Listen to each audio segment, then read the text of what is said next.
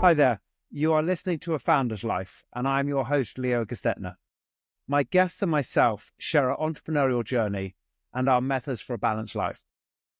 I'm joined here today by Eric Rozenberg. Eric, thank you for joining us today. Would you like to introduce yourself? Thank you, Leo. Thank you for having me. Yeah, I'm a Belgian-born American entrepreneur. I've been in the meetings and event industry for as long as I can remember. I'm a business builder. Today, I'm helping event business owners to manage their business better and grow their business. And most importantly, I have the pleasure of being the father, thanks to my lovely wife, to three amazing daughters. And yeah, that's about it. Well, talk about that. How old are your daughters now? 22, 19, and almost 15. Great ages. Yes. So you'll be an empty nester soon. No. I'm sure that whether you're an empty nester or not, I'm sure the girls will always be in your life and speaking to you regularly. That's my hope. This is the case today. So that's great. Yeah, we're speaking with them every day. But the concept of being empty nester, I know some friends are looking forward to it. I don't. And even with the second one going to college, it was as hard as the first one. And so I don't get used to it. But, this life, we give them roots and wings. And when they fly, when they start flying, we're very happy and very sad at the same time. I get that. Personally, I quite like the idea that I'm an empty nester now. I'm traveling more and I still see my kids all the time. I speak to my daughter, my older one, almost every day. Wherever I am in the world, that won't change. And you've been, how long have you been in the US now? Since 2013. We moved in 2013 from Belgium. And then I was approved for extraordinary ability, EB1 visa, and then I had the green card and then applied for citizenship and became an American citizen over 2-3 years ago. And was the first time. We won't go into the details of that, but the principle is that for the first time, I was able to vote for president in the United States in the election. So it's I have done the full citizenship. I've not done the citizenship, although I have the same green card. And I always say to people, my extraordinary ability is how to write a story good enough that the immigration authorities accepted it. Knowing you're absolutely the type of people that they want to have in these countries. Obviously, you as well. And have you just written the one book, or have you written any other book? I actually wrote 2 books. I wrote a book, excuse me, in 2016 called Meeting at Sea Level, the letter C, which is basically the methodology that my business partner in Belgium, Georgiana, and myself had developed to help organization to align face-to-face meeting with their strategy. And so I had written a book about that. And then 2 years ago, I wrote a book called Before It's Too Late, a love letter to my daughters in America, which is why and how we left Belgium and came to America. And that's probably, if we're talking about legacy, that's the most important book that I've written so far. And it's definitely my legacy. So I was imagining writing it that not only my daughters, but the next generation will read it. So that's the concept of the book. I've read it. Well, I've listened to it. I listened to a lot of books. Thank you. I seem to remember it was in your voice. It actually is my voice. Funny enough, I had a friend that I asked him, do you think I should record myself? Because with my accent, people will not understand. And he looked at me, he went, oh, I thought it was a legacy project. I say, okay, thank you very much. End of conversation. But in true fashion, it took me probably 3 times more than anyone else who's English native to record it, because I wanted to be as perfect as possible. And for instance, the word development, which I'm pronouncing correctly now, but I would say development and not development. And so the sound engineer was like, huh? And I asked him, please interrupt me every time you're not sure about what I said, because whatever I say, people will be listening, they will stop, and I will already be 2 sentences down the road, and that's definitely not the goal. I love that. I think it's, it's a great project to have done. I think you're right. By doing it in your voice, as really this is a letter to your daughters and, as you said, to their children, doing your voice is a pretty special way of doing that. Thank you. Talk about sort of your work and sort of both what you're doing now, including your new consultancy business, or you probably wouldn't describe it as that, but your new business, and sort of some of your background on you've obviously been in the event business forever, but your background on how you got to where you are now. Sure. Yeah. Thank you for asking that. So I study business in Belgium. I work in finance, develop a marketing department of stockbroker company, met a couple on holidays that are telling me about incentive trips. And that's how I discovered the industry. And so I had a partnership with them for 10 months. Sometimes, as it was my case, you realize that when you're in partnership with people, even if one person is great and the other person is not, you don't share the same values, you better not stay. And so I decided to leave. And I thought, you know what? Instead of trying to do it for somebody else, I'm going to start my own business. And so for 20 years, I had a corporate events agency in Belgium and worked for companies like McKinsey, J&J, Café de Colombia, Sony Music, the different industries, planning sales meeting, product launch, incentive trips in over 50 countries in the world. Loved it, grew it, sold it. And then when we moved to the US, I didn't want to plan meetings anymore. I didn't want to travel that much. I had also the opportunity in 2010 to chair the International Board of Directors of Meeting Professional International, MPI, which is the largest organization in the industry. And so all of this together was a wonderful, amazing, and unique experience. But I thought, okay, need to do something else. Started consultancy in the industry with a friend, exited the business 2 years later, and then opened the US and Latin America for a SaaS company, which is a ticketing platform using blockchain that have an amazing client like FIFA, like Champions League. And I exited that 2 years ago. And I thought, you know what? I'm going to look to acquire small business, and then put a team together, start looking for it, didn't find something that I was really passionate about. And then I started working with a differentiation coach, Mark Levy, who helped Simon Sinek when Simon started with his business. And end of last year, he said, so you like building business? I said, yes. You started some, developed some, and exited some business? I said, yes. You like coaching people? Because I'm also a coach for EO Accelerator, Entrepreneurs Organization Accelerator Program. I said, yes. And then he said, who has this background in your industry and does that? And I went like, huh. And so long story short, I've developed the first platform for the meetings and event industry, which is really focused on business owners and helping them manage their business better, grow their business better. And basically, most of the small business owners are from solopreneur to small business. They're alone. They're overwhelmed. They don't have a vision for the next 10 years. And the most frustrating thing is that they're going from one project to another, almost running like a chicken with no heads, which is exactly what I did at the beginning when I started my first business. And so everything I wish I would have known when I started and everything I've learned along the way, I put it into a curriculum. So I'm having groups, I'm coaching people, and I'm having this community of business owners specifically in our industry that I'm helping. And for that community, you've got, has it launched now? Has it formally kicked off? It's launched. It's called, the website is eventbusinessformula.com. So I have a program where basically for 6 months, we spend the first 12 weeks going from one content session to another.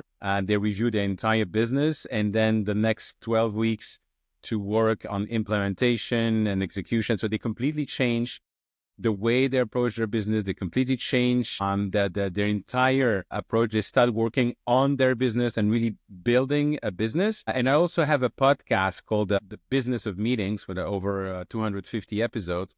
And so I bring different specialists, different experts. Obviously, it's my expertise and what I've learned, but it's not only what I've done.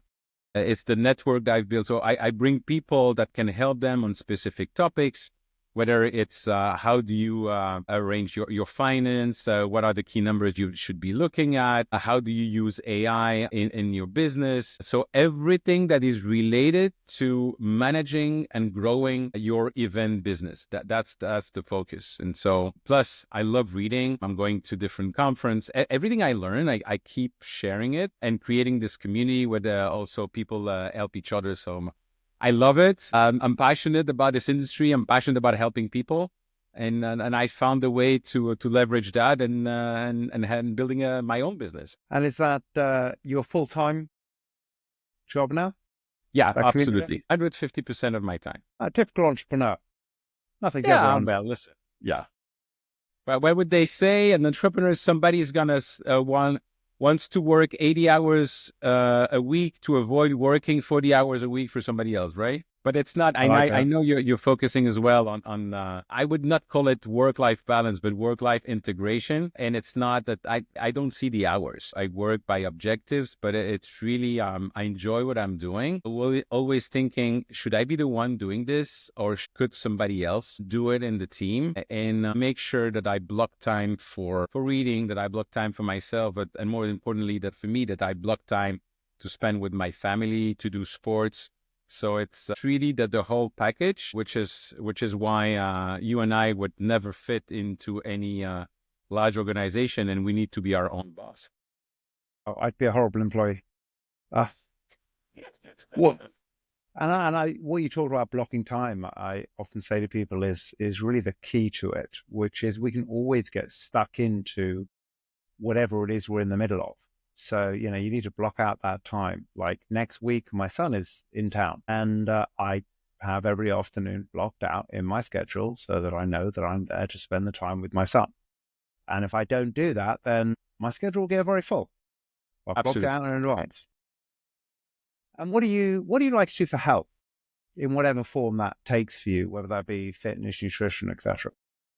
So first thing first is I started over a year ago to finally lose weight, although I've been going up and down.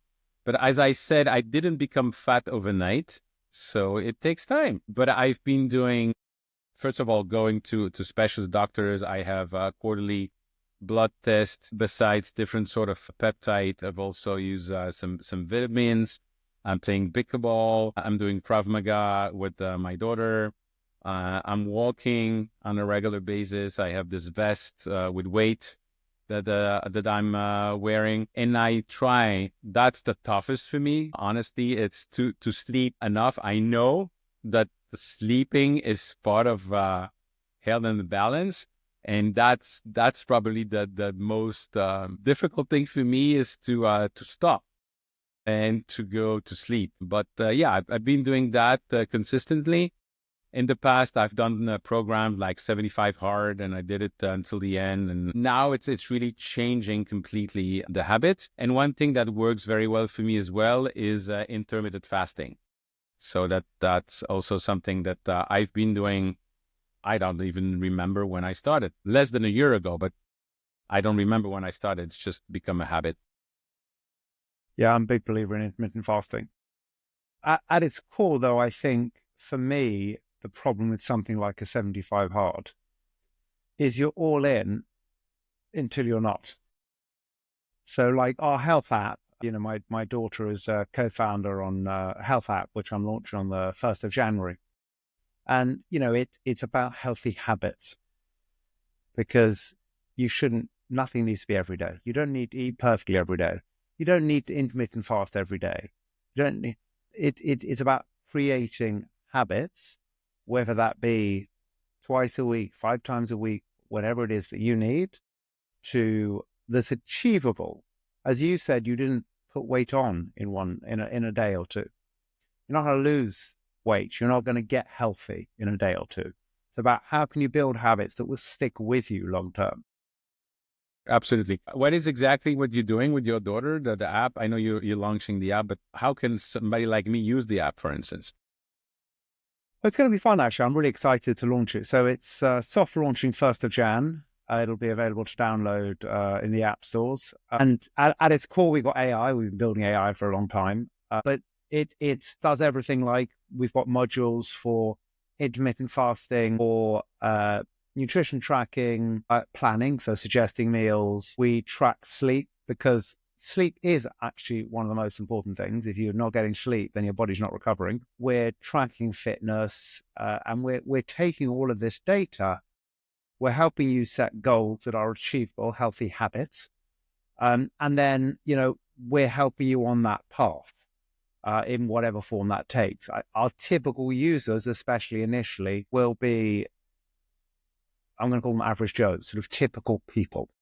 We are also, the first few months, we will also be building more advanced functionality where someone like me, which I would now call myself an athlete, I don't think I would have in the past, will be able to really look at trends. So if I look at it, my sleep is tracked, my fitness is tracked, my nutrition, my intermittent fasting is tracked, but there's nothing that's really looking at my trends and telling me, well, why did you have a fantastic workout yesterday, a fantastic run? Well, why was it not very good today? There's nothing out there right now that can really look for trends and analyze the data. So we will also be looking at doing that as well. So there's sort of two sides to it. We also will have live coaching available across nutrition and fitness as well. I'm excited. It's going to be fun to get it going. That's brilliant.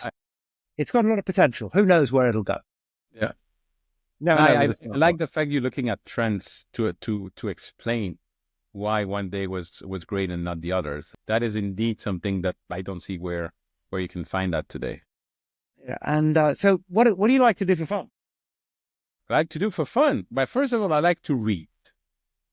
I'm reading a lot, and the problem I have is that somebody telling me about a book. I just bought the book. I buy the book, and then I have piles of books here and there. I like spending time with the family. Like spending time with friends. Like traveling, but on a regular basis, I would do for fun. It's basically doing some sports, doing some pickleball and tennis, and I love sit on the porch on the patio and smoke a cigar and discuss geopolitics with friends, and I love that. I'm reading a lot about that as well. Yeah, and it's just being enjoying the fact that. We live in an amazing environment. We live in an amazing country that we're healthy, and being grateful for that. That's what I do for fun. You live in a place where you can sit on the porch at least 11 months of the year. Exactly. When I say to my friends back in Belgium, when they say, they're talking about where we live here, I said, you know what we do here in Florida when we're cold? And they say, no, we open the door and we just walk outside. That's cool. It's funny, actually. We're similar here. We've got an old house that, especially during the day, the house may be cold, but you walk outside and the sun is shining. Exactly. Now, this is a question for you. Can you stop working, or are you always on? I can't stop. I do. When I'm in something, I'm very focused. When I'm going to be in the discussion, I'm not going to see the time passing. Or I'm going to be watching a movie or a series on TV. I'm going to be focused on that. And I also love working. And it's not working. I makes me wake up in the morning when I'm getting me excited. Obviously, the meetings and event industry is the greatest in the world because it's all about people. Every time I hear someone that said, I'm retired. And then I ask what they do, and they do so many things. I say, no, you are And I realized that, interestingly enough, the common thread with all the people that have sold a business, at least one business in their life, if not more, is the fact that we go through some sort of depression after having sold a business. And why? It's because you miss the purpose. So it's not that I want to be on all the time. It's not that I want to be working from 5 a.m. to 10 p.m. every day. And I know that I will never retire. I want to have always a project and developing things and challenging things. That's, I think, what keeps me going, and I think that's the same definitely for any founder, but for people in general and in life. There's too many examples of people that stop working or because they reach the age of retirement, and they're not very active anymore, and they die. They don't have a purpose. Yeah, it's good to keep the mind active, and retirement sounds really boring. I would like to work a few less hours. Retirement to me is having a good enough team that you can move to a more strategic role rather than being involved in everything. But actual retirement, yeah, that sounds boring. Exactly. And I can certainly, you've talked about a few today already, so I can certainly guess a few. But what would you say some pivotal moments in your life has been, whether personal or business? Mm. Yeah, there's been quite a few. Um, I'm always looking at three elements. The first one is, do I enjoy working with the people I'm working with? Do I respect them? Do they respect me? Do I enjoy the working with people then? Second is, are we making a difference? Are we changing things? Are we improving things in what we're doing in the industry and the business we're having? And the third one, am I fairly compensated? And if one is missing, I'm not happy.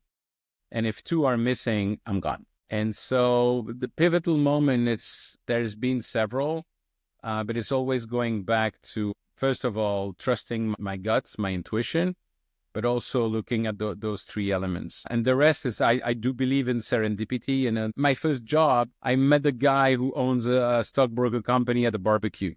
My second professional endeavor is I met a couple at the ski holidays.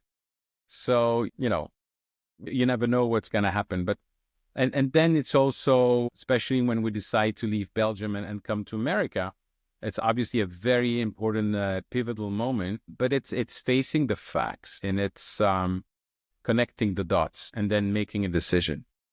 And whatever the topic, whatever the decision you're reaching, I believe that it's very sad if you reach a certain decision and you don't act on it. And so that's what we did when my wife and I decided to move. And I remember at that time, people were telling me that we were exaggerating, that we were nuts, and I said, you know what? You do you, I do me. I'm not trying to convince you. And because I'm convinced of the reason and why we should do it, I'm going to do it. And then we'll restart everything. And that's what we did. Never regretted 1 second. I must say that even those who were very critical at that time among my friends are telling us now that we left on time. But that's, those pivotal moments, it's what you can control and what you cannot control. Where you cannot control, it's hard. It might be extremely sad, frustrating, whatever it might be with the situation. And what you want is to focus on what you can control and going one step after the other. As Winston Churchill would say, if you go through hell, keep walking, but always look for the solution. So there are pivotal moments that can be very hard. There are pivotal moments that can be very, great, like becoming a father the 3 times. It's phenomenal. And so it's really life. It's part of life. I think what you said makes sense, which if I paraphrase a little, it's really, one of those entrepreneurial skill sets is take a decision, act on it, don't look back. You've decided that's the right course. That is the right course. Doesn't mean you won't change your mind later and do something different. That's the course right in the moment. Absolutely. And that's what I think is lacking a lot these days. Is people are actually have the courage to take a decision, to be leader. You will make mistake, sure. And at that moment, I think that the greatest example of leadership is to come back and say, you know what, I made a mistake. I took the decision. It was not the wrong decision. I acknowledge that. Let's correct the course. But at least a decision is made. And I realize that for many, many, many people, and for those of us who have teams and people working with us, what people need is some sort of clarity and some sort of direction. And as a leader, you need to provide that, at least to be present, to communicate. Remember several examples of friends that are leading mega groups during the pandemic. It's not that they knew what was going to happen. It's not that they knew when the thing will be over. It is that they were present with their team. They were communicating with their team. They were supporting their team, and they were being transparent. And that's I think, is also very important. And I know you don't like this term, so you're welcome to phrase it in your way. But how does a balanced life look for you? And what I mean by that is, I don't mean in perfect balance, because nothing is ever in perfect balance. I think, it's looking for that center line. at some points, work is going to take all your focus. At other points, family takes all focus. But it's how does that overall balance look for you, or whatever word you want to use to describe the equivalent? Yeah, it's the way you describe it, I totally relate to it. It's when I hear work-life balance that it's more integration for me than anything. It comes back, first of all, is just to have taken the time in the past to think about what is important for you, and to try to have a long-term view of what you want your life to be.